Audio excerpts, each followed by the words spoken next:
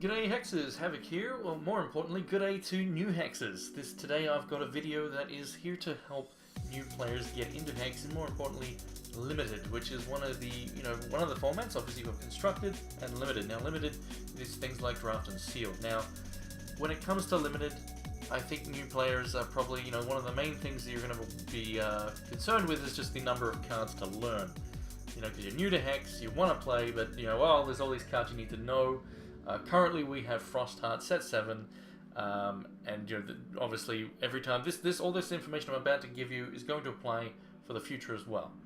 So, as I said, you're overwhelmed, too many cards. Well, I'm here to tell you that you can basically keep calm and listen, because you do not, I repeat, do not need to know all the cards.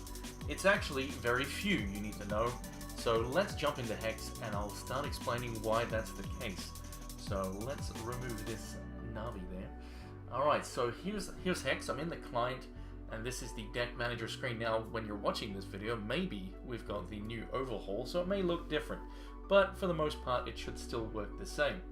So what I've got displayed here is the current tricks, at least the more important ones I've highlighted here, for each color within the Frostheart set, because that is what Limited currently is. It's all entirely Frostheart, which will change in the future, but again, this information will still be relevant in the future. So all I've done is I've used the filters to highlight Frostheart alone, and then I've went and took all the quick speed stuff. The actions for the most part is what you're going to look at. I haven't included rares because they're things yes, you'll learn them, but they're not important to know straight away because they're rare, so you're not going to see them very often. So basically, the key to when you're wanting to start Limited, don't worry about knowing all the cards. All you need to know is the tricks. The tricks is where it's at, because everything else you can see coming. Opponent plays a troop, it hits the board, you see it, you can read it, you can look at it, you can see what it does, any special effects, and so on. But it's the quick speed interaction that is most important. If because that way it's all up. That's where you can get blown out. You could be doing a swing yourself. Your opponent's left resources open. You need to know what possibilities they have, especially if you're swinging for lethal. You need to take into account. All right, if they've got this card, and they for example, let's use one of these. We've got Diamond actually has a lot of really good ones. Ruby has very few. As you can see here, only 3 cards. Same with Wild. Now, there are more cards I've got in the reserve section here, which I'll show later. But they're the ones you'll see less frequently. But these are the more frequent cards you will see. So let's use an example. So you're swinging in to an opponent running Diamond. You've got Fatal if your opponent has nothing, but they've left up 3 resources. And here's a very common card. It actually is a common, so you do see it a lot, and it's a very powerful card, as it can destroy an attacking troop. So you have to take into consideration, alright, my opponent's in Diamond, I'm swinging for lethal, if they've got nothing, well, sweet, I'll win the game. But they've left open 3, so you have to think, okay, they might have it, they might have Frost Blast. I know about this card because I, looked at it earlier, so that's a possibility. And if they have it, will I lose if I full swing? This is, that's the things you need to take into consideration. No matter what the situation is, you need to be thinking, alright, they've got resources open, and I want to do this, this, and this. What happens if they've got this card? You look at the colors they're in. So let's say they're in Blood. They've left up, 1 resource open.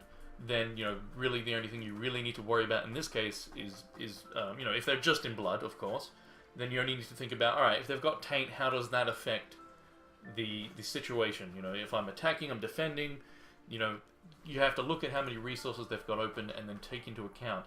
So really, just knowing these cards here. Now I'm going to obviously look at all of them. So let's change the view here so you can see them a lot easier. So Taint, as we just saw here, is these are pretty much all quick actions, because again, that's the relevant factor here is quick actions. Everything else you can see coming because they're basic speed. So troops hitting the board, you can learn it as you play. Everything else you can learn as you play, and you shouldn't really have many dramas.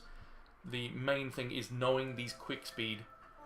All these quick actions, these are the main things. So if you learn all these, or even if you just have, you open up your deck builder, or you go to HEX TCG browser, something like that, and have them displayed, and then while you're playing, you can go, oh, my opponent's in, they're Diamond Ruby, and they've got resources open. What do I need to know about? They've got 3 cards in hand, so then you go, alright, well there's Wax Dawn, there's, you know, Frost Blast, Razor's Edge, you know, you can look at then what they might have, and so that will help you greatly. So, let's look at each of them. So again, we've had Taint there, you know, just -1/-1 to a troop. This one isn't gonna, I mean, this is something that you don't see too much, but, you know, it is still something you might want to consider, but it's not that big of a deal. But you do have to think, alright, if they've got, you know, a buff to kill me if I don't block such a way, then maybe I die. It's not a common one. Mainly you need to be looking at removal. So things like Dark of Night, very powerful quick action there. You've got obviously the Frost Blast I mentioned. You've got Runic Decay, which is 2 damage to a target opposing troop and life frame. Very, very nice card. And obviously you also want to learn, you know, the keywords. So Runic obviously being a keyword here, which you can see what it does there. So you need to know the keywords obviously, but yeah, knowing the tricks is very important. So you've got, you know, in terms of removal, Blood has, you know, these 3 here, and this is a very nice trick as well, giving something, you know, can protect against removal, but also give something lethal at the same time. So it's very nice combat trick. But yeah, so you've got, you know, all these cards. Pretty much just knowing these cards will pretty much get you started, because you don't need to learn everything. So there's only 23 cards here what I recommend learning. You don't need to know them all off by heart or anything. Just, you know, have a screenshot or a HEX TCG browser is probably the easiest way. Have that open and you'll be able to see, you know. So let's have a look. So Diamond, in terms of removal, you know, just flat out removal. Frost Blast is basically it, and then everything else is a trick, you know, requiring troops. You know, well, these ones here, requiring troops to interact with. Ruby has the fewest that you really need to worry about, but generally you're going to see, when you're playing limited, you're going to see people with 2-color decks. You're very rarely going to see monocolor, so you're obviously going to, again, you know, say you're against Ruby Diamond, you have to take into account the different cards there. So, yeah, Ruby has very little, just Rune Blast there as actual, just hard removal. But then Runic Fury is something you'll see a lot of, which is just a nice buff, so you have to take into account the crush potential that your opponent can do if they're coming at you, if they're attacking. So, you know, oh, what, you know, if I block this big guy, just go for a chump block. Well, they've got 3 open, you know, I need to maybe block with something bigger to not get blown out by a Runic Fury because of the crush it will give. So that's something, you know, Razor's Edge is just a swift strike. So Sapphire, one of the more common ones you'll see is Runic Chrysalis. I'm probably saying that wrong. But this is a very powerful trick, as you can use it on defense to make something a giant butterfly, which is this here, the 4/4 flyer. So you can use this for 2 cost to turn even the poopiest of troops into a massive butterfly and pretty much take out a lot of things. But obviously you can also use it aggressively to make something, you know, a simple 1/1 into a 4/4 flyer, and then it's got Runic. So again, learning the keywords also very important. But that's a very common one you'll see. The others aren't as common, these other cards here, but you got like a bounce spell. Deep Freeze, it's an uncommon, so you will see it less. But, you know, generally if people are in Sapphire, they will run it if they have it. But, you know, again, you have to take into account, you know, just, or, you know, if they've got Deep Freeze, you know, how does that change? I mean, how does it change the situation you're in? It's always good. You know, sometimes you just don't play around things though. But, you know, if it's the choice between if I don't play around it and I do what I'm gonna do and they have it and then I lose. Like, if you lose because you don't play around it, well then maybe it's sometimes best to play around the thing they might have, especially if it's game 2 or 3 and you've already seen them using that card previously in a previous game. Then it's, you know, pertinent to do so. But yeah, sometimes you just, alright, well, let's see, you know, this game's not looking great, but we'll see if we can just punch it through and win the game. But yeah, so in Sapphire, you know, this is one you'll see very often. Weave into Nothing here is just an interrupt. Evaporate, another bounce, but cheap, but also can be used on your own troops. So it can be used on any troop. Binding is just negative damage to a troop, and then another interrupt over here for non-troops. So Sapphire, you know, again, the ones you'll see the most often are like Deep Freeze, Evaporate, and Runic. And Evaporate, honestly, I very rarely see it when playing Limited, even though it is pretty good. So yeah, and Wild, very little as well. In terms of tricks, you've got Go Nuts, which is one of the ones you'll see most often when it comes to wild tricks, and you need to be weary of this one. If your opponent's got 4 open, and they're swinging in with all sorts of, you know, even just 1/1s, take into account that they can turn that 1/1 into 6 damage, so if you're at 6 health, you know, be wary of Go Nuts, because it can blow you out very easily. A very powerful card, as it makes a troop a 6/6, so... And it works very well with flyers as well, but if you don't have anything to stop flyers, well then, bummer. Pile Drive, another simple buff there. So they're all buffs. Wild is what they have, is basically buffs. They don't have hard removal at quick speed. So that's, you know, if you are against mono wild, well then you know that they're not going to have quick speed, you know, hard removal like for example, you know, these other colors do. You know, you've got Blood, Diamond, Ruby having those things, whereas everything else, you know, in Wild and Sapphire specifically, don't really have those options. They have something that requires something on the board to give it a buff, or in this case, transform to something else. And over here too. So you've got Pile Drive, which is another buff. But if your opponent has got Gladiator troops, especially if they've got a lot of them, they're very likely running Pile Drives, so you need to take into account that they're going to get +4/+4 instead of +2 if their troops have Gladiators. So that's another thing, important thing to note. And Pummel here is just another +3/+3, but it does add Crush. Not something you see too often though, but you know, it is something you will need to think about. Just take into account. So you know, that's pretty much, you know, again, these are the ones that you're going to see most often. So, you know, I'm not going to zoom on every card, but you know, if you go into the client, all you got to do if you want to bring these up yourself, you know, get Frostheart ticked, and then just pretty much go to quick speed.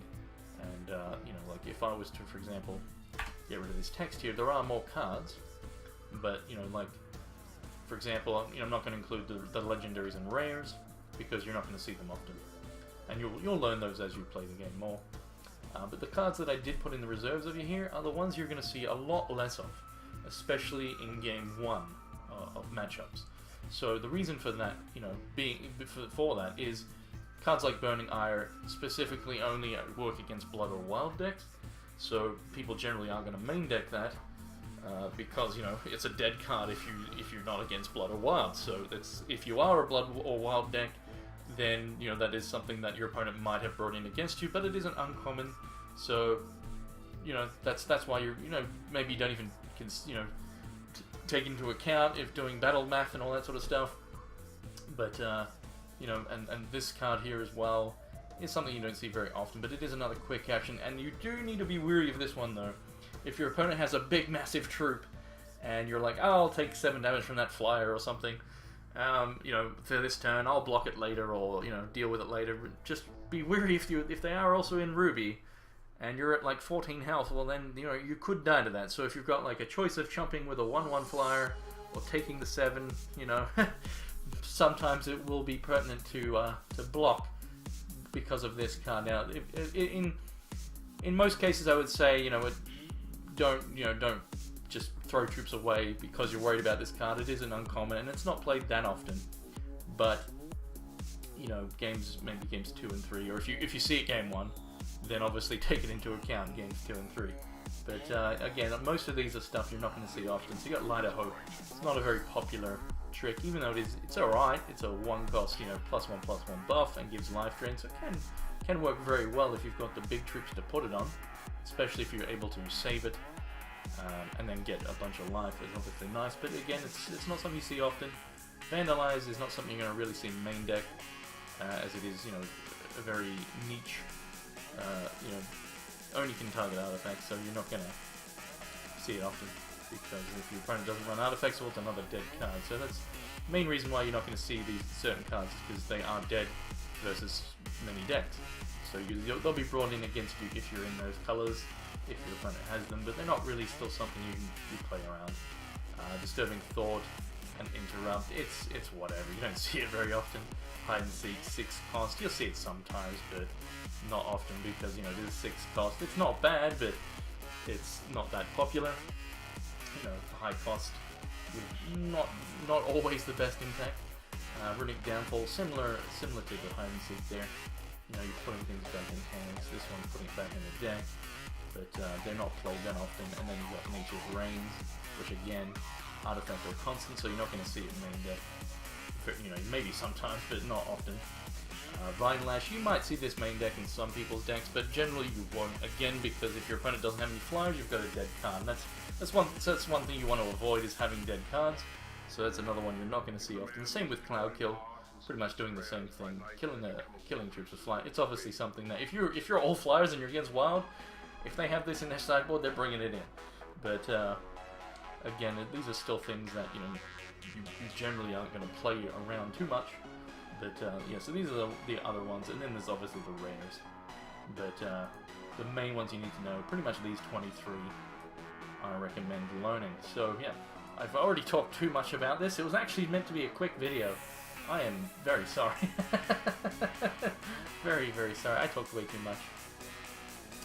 But yeah, so you need to know these cards. These are the ones. These are the ones. So man, I thought this video was going to be like a few minutes.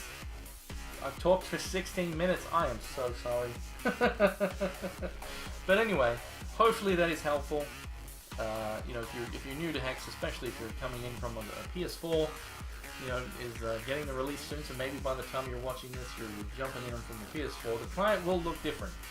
The deck builder that has already been confirmed. So you know, that pretty much. And well, we don't know when we're getting that either. So there is a possibility that you know, Frostheart is not just, you know, we might have set 8. So then, again, all you'll need to do is, the next set will actually mean that the draft, you know, draft and sealed formats will include both Frostheart and whatever the next set is, you know, when that's out. So all you'll need to then do is highlight those two, and then look at the quick stuff. And really, knowing the Frostheart stuff is still good, but it will be, in terms of draft, it'll just be just one pack of content. So you'll see it less often, all these cards that we're looking at now. But if you're getting into Hex now, while Frostheart is still, you know, the set that's played in Limited, then these are the ones you need to know. But if you're playing when set 8 is out, you'll need to know these to a lesser extent, and whatever set 8 has to offer in terms of the quick speed stuff. So, in summary, know the quick speed stuff. Don't worry about knowing anything else really, besides the keywords. Keywords are important to know. You know, Runic, for example. Know the keywords. Know the quick speed stuff. And then you should have a pretty good chance and a good time playing Hex. So I'm going to shut up now because I've talked for way too long.